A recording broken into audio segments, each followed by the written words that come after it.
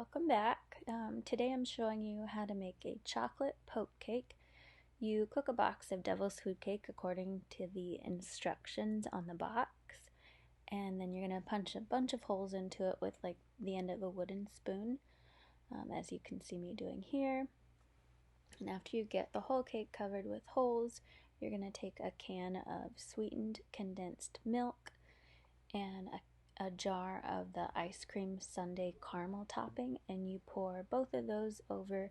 Try to cover all the holes, and then you're going to wrap it in saran wrap and put it in the refrigerator and let it cool off.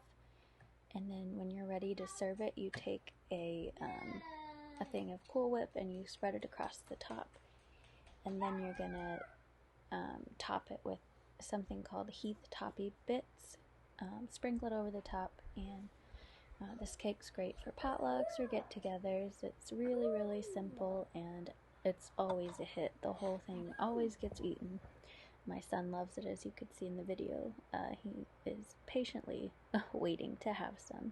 This is what it looks like when it's finished, and it's fabulous. Thanks for watching.